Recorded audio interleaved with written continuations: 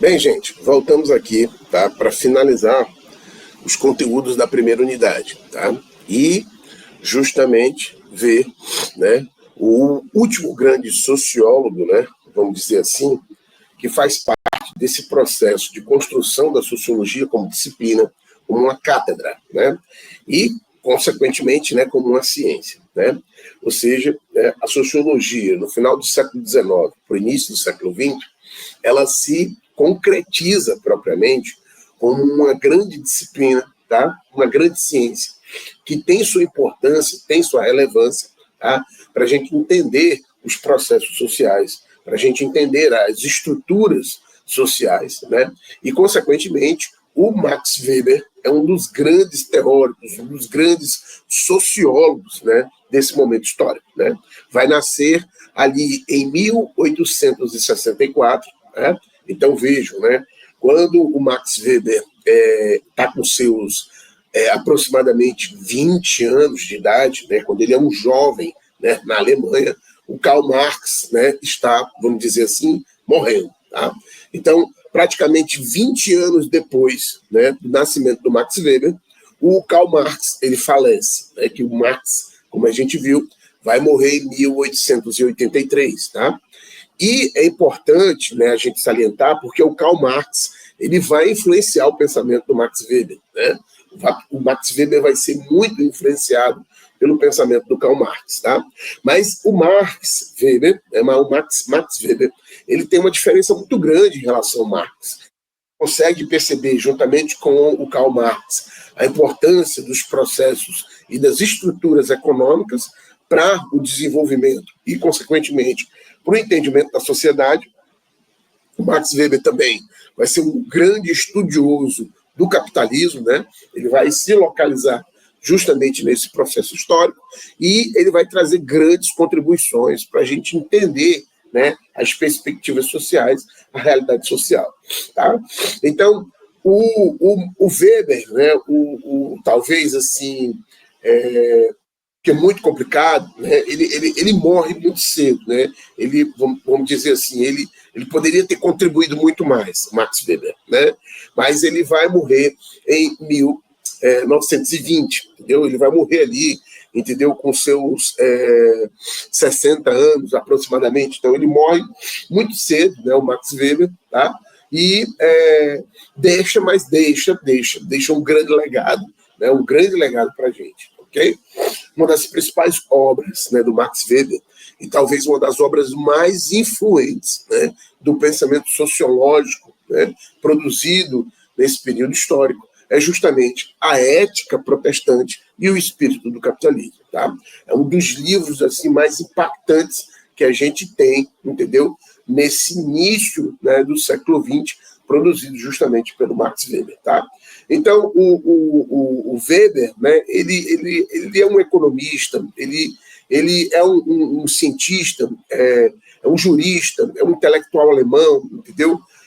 Vai ser um grande sociólogo, né, como a gente viu, como a gente vai ver, né, nesse resumo, né, que eu preparei para vocês, e, consequentemente, né, o pensamento do Max Weber ele é muito interessante em inúmeros aspectos, ok?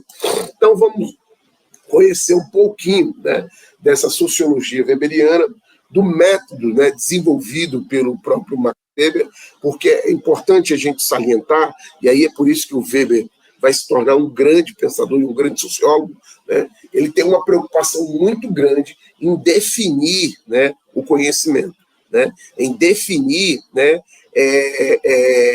a ciência sociológica. Né? Então, ele tem uma preocupação muito grande em relação a isso. Principalmente por quê? Porque no período em que ele, por exemplo, vai desenvolver seus estudos, no período em que ele vai se construir, né, como intelectual, esse período é um período de grandes discussões, principalmente na Alemanha, sobre o positivismo, ou sobre os impactos do positivismo nas ciências sociais e nas ciências humanas que estão nascendo nesse momento histórico, né? Então, e diferentemente do Durkheim, né, o Max Weber vai perceber, né, que a sociologia, ou o sociólogo, né, ele, na verdade, ele não se comporta exatamente como um cientista das ciências da natureza. Tá? Então, diferentemente do Durkheim, o Weber não vai concordar com aquela posição de neutralidade, com aquela posição de uma objetividade pura, né, por parte do sociólogo. Né? Ele percebe claramente, né, que o sociólogo ele tem interesses, né, no processo de investigação. Né? E esses interesses afetam o processo de investigação do sociólogo. Né? Diferentemente dos cientistas ou do pensamento de Durkheim, né, que acreditava que o sociólogo ele não poderia interferir no processo. Né? E, consequentemente, que o sociólogo deveria agir como um físico químico, né, diante, né, dos seus objetos de estudo. Né? O Weber vai perceber que isso, né, não funciona muito bem assim. Tá? Então, eu trouxe aqui um resumozinho, né, pequeno, né, para a gente já dar início a essa conversa, a essa perspectiva, e apresentar o pensamento do Max Weber. Né? Quem foi Max Weber? Foi um grande defensor do papel da pesquisa histórica, né, sendo para ele algo essencial para a compreensão da sociedade. Né? Então, e ele vai propor o método compreensivo para o estudo dos fenômenos sociais. Não só o método compreensivo, como também o método comparativo. Né? O Weber trabalhava com essas duas perspectivas. Tá? O método compreensivo, né, consiste num esforço interpretativo do passado, tá? E da sua repercussão nas características peculiares das sociedades contemporâneas. Tá? Max Weber propõe que se compreenda a ação dos seres humanos do ponto de vista do sentido e dos valores, e não apenas a partir das causas e pressões exteriores. Tá? Essa ação humana ele chamou de ação social. A gente vai ver exatamente, né, no livro da Quintaneiro, e aí eu já deixo a indicação para que vocês leiam o livro dela, Um Toque de Clássicos. Né? Tem um capítulo lá sobre o Max Weber, um capítulo interessantíssimo sobre o Max Weber. Leiam esse capítulo para que vocês possam compreender melhor a definição de ação social que a gente também vai apresentar, entendeu? Mais à frente, com base no pensamento da Quintaneiro. Né? Mas aqui a gente tem, né, um pequeno resumo. Né? A ação social é a conduta humana dotada de sentido. Assim, o homem passou a ter, na sociologia de Weber, uma importância enquanto sujeito que atribui sentido aos fatos. Ok?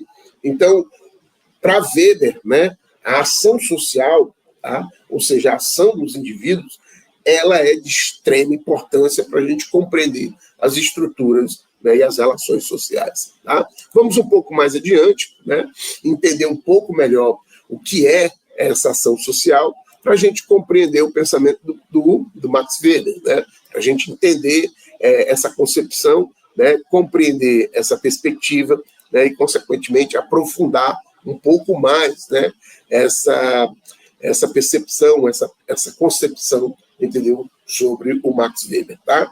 É importante, né, vocês compreenderem também que o Weber, né, ele, por exemplo, ele vai desenvolver uma perspectiva muito grande em relação à questão da dominação social, a questão, entendeu, do Estado, né, ou seja, uma interpretação, uma sociologia sobre o Estado, a gente vai encontrar muito fortemente em Weber, tá? Diferentemente, né, do Marx. E o Marx, óbvio, né, vamos dizer assim, né, ele não teve tempo suficiente para fazer isso, ele não teve, né, vamos dizer assim, ele não escreveu propriamente sobre isso, então ele deixou algumas lacunas, né, mas o Weber não. O Weber ele vai conseguir teorizar sobre essas questões. Tá? Tanto é que, por exemplo, o Estado, né, a burocracia, a questão, por exemplo, da dominação, a gente vai ver um pouco dessas perspectivas no Max Weber. Né? Tanto é que o Weber ele tem uma ideia muito clara, né, de que o Estado, né, é o monopólio da força legítima. Tá? Então, ele percebe isso muito claramente e a gente vai ver um pouco melhor isso mais adiante. Tá? Mas aí, voltando à ação social, a gente tem que o objeto de estudo de Max Weber referente a ações individuais que são orientadas por outras ações projetadas através do elo de comunicação da sociedade. Tá? ação social em Max Weber é um tipo ideal, né? E os tipos ideais são justamente ferramentas metodológicas, epistemológicas, para a gente compreender, entendeu? Compreender, né, as relações sociais. Tá? Então, essa ferramenta de análise que o Max Weber utiliza, né, ele consegue, por exemplo, elaborar as concepções, né, de modelos, né, o tipo ideal é tipo como se fosse um modelo para que você entendesse, né, as relações sociais ou as estruturas da sociedade. Tá? E para Max Weber, essas ações elas se dividem em 4. Tá?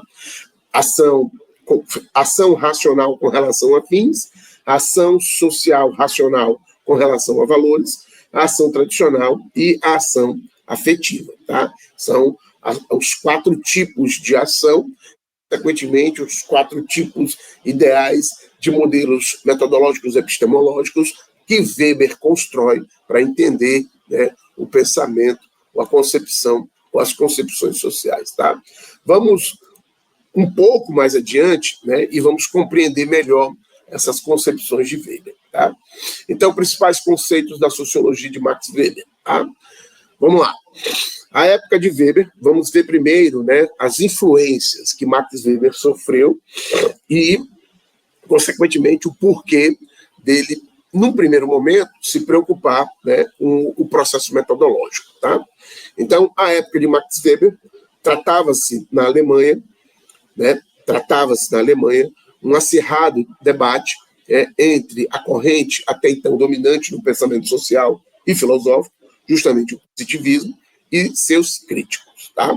O objeto da polêmica eram as especificidades das ciências da natureza e do espírito, e no interior destas, o papel dos valores e a possibilidade da formulação de leis. Tá?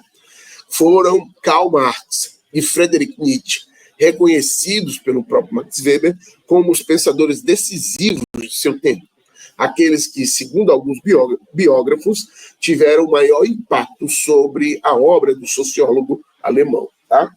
A influência de Karl Marx evidencia-se no fato de ambos terem compartilhado o grande tema, o capitalismo ocidental, e dedicado a ele boa parte de suas energias intelectuais, tá? Estudando da perspectiva histórica, econômica, ideológica e sociológica. Tá? Weber propõe-se a verificar a capacidade que teria o materialismo histórico, dialético, de encontrar explicações adequadas à história social, especialmente sobre as relações entre a estrutura e a superestrutura, como a gente viu, né, na aula sobre Karl Marx. Tá?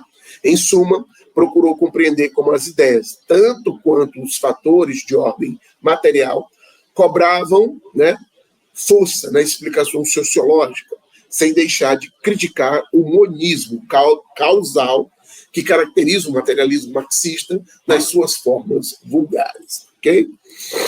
Weber também é herdeiro da percepção de Friedrich Nietzsche, como a gente viu, né, segundo a qual a vontade de poder expressa na luta entre valores antagônicos, é que torna a realidade social, política, econômica compreensível. Ok?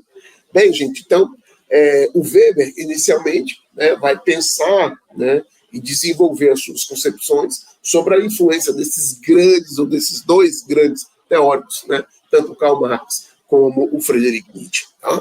E aí a gente volta na próxima aula justamente já para pensar um pouco dessa metodologia weberiana em relação à objetividade do conhecimento.